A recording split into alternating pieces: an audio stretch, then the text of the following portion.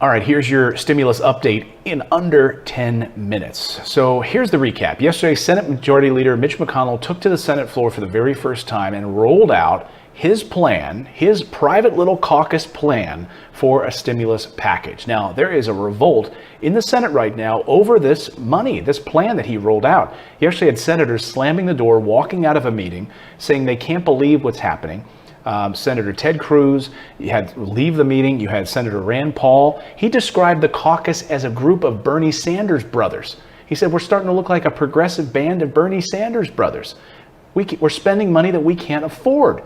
So there's a lot of outrage. There's a revolt. Here's front page headlines this morning of exactly what that revolt looks like. Congressional Republicans are close to a revolt over stimulus aid. Several Senate Republicans in a closed-door lunch railed against the prospect of another sweeping spending bill.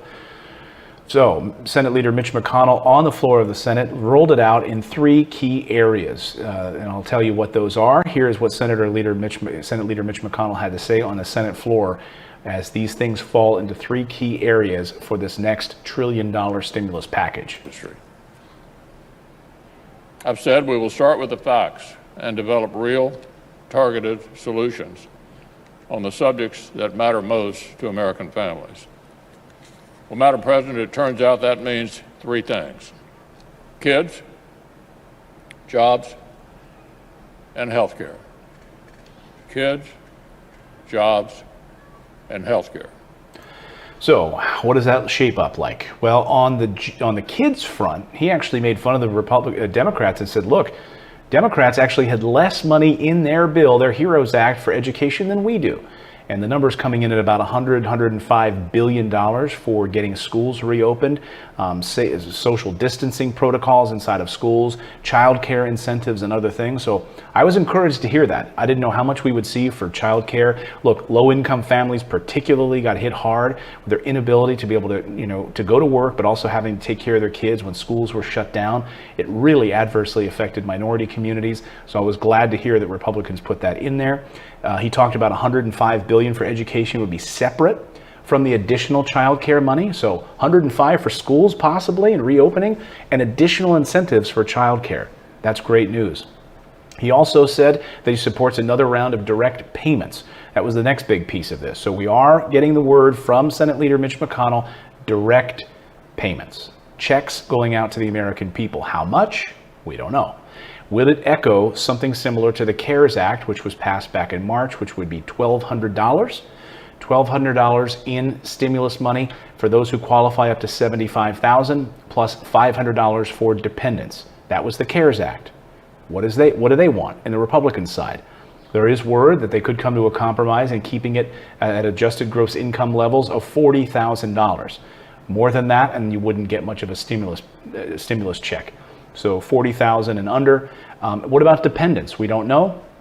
And we don't know exactly how much money this is going to be after all. So if anyone says they know what the stimulus check will look like, they don't.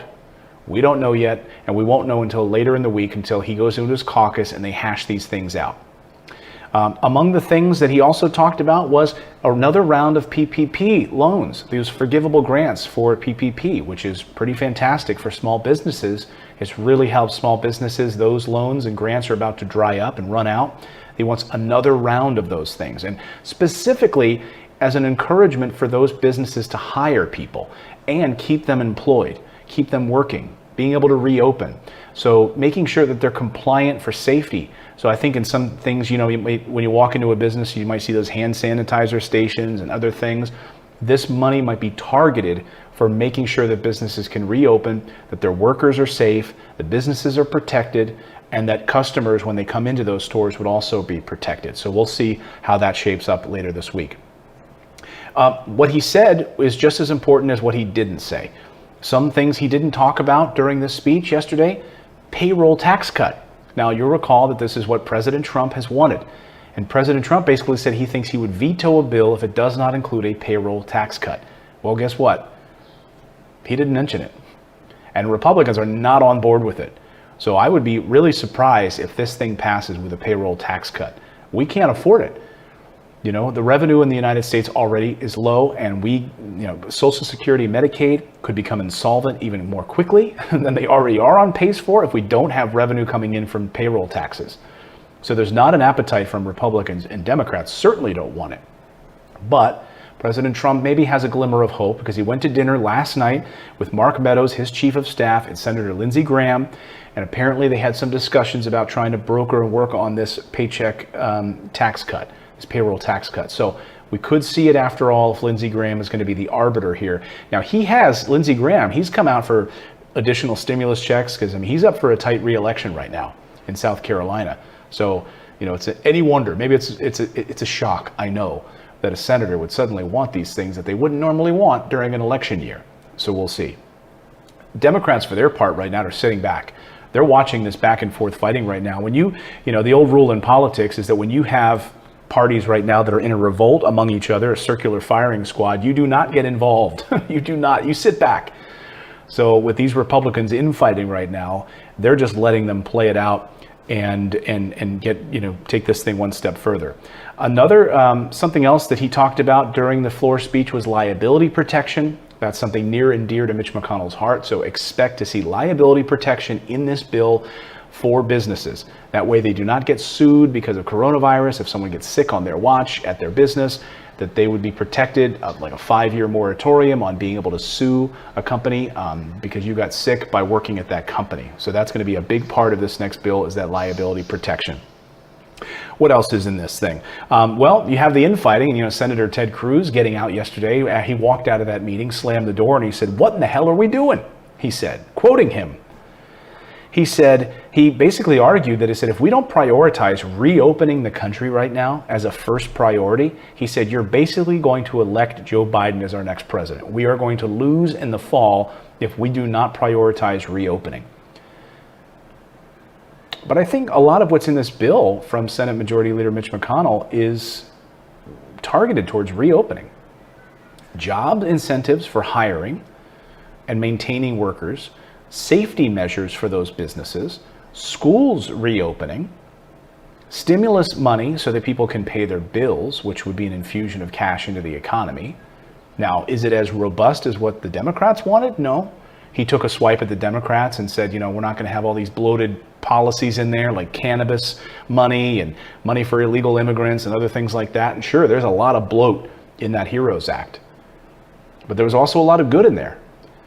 And there was state and local workers was in that HEROES Act. That's another something that was not mentioned by Senate Leader Mitch McConnell. Nothing for state and local governments. How does that make you feel? Hazard pay, no discussion of that. So again, the highlights: PPP extensions and a second wave of PPP grants and loans, schools and education money, reopening for businesses, safety measures and different extensions there, childcare incentives for people that are hard hit and need to get back to work. And, this is seen as an opportunity for them to get back to the job. Then someone else could be able to take care of their kids while they're making money in the economy. That part of it. Direct stimulus payments and liability protection. Those are the big pieces. No mention of payroll tax cuts that the White House wants. Remember, the White House sent over a list of items that they wanted. Senate Majority Leader Mitch McConnell asked for, please send me a list of the things you want, yesterday. What did they get? They got a laughable list. In fact, Republicans were kind of furious about it, angry at the White House for the list that they sent over. Among the items was they had nothing in there for testing and tracing, which is also a part of what Mitch McConnell wants for healthcare. They want testing, additional money for testing and healthcare work in hospitals. There was nothing in there for state and local governments. There was nothing in there for the CDC. They actually eliminated money for the CDC. And a big item that he did want in there was a new FBI building.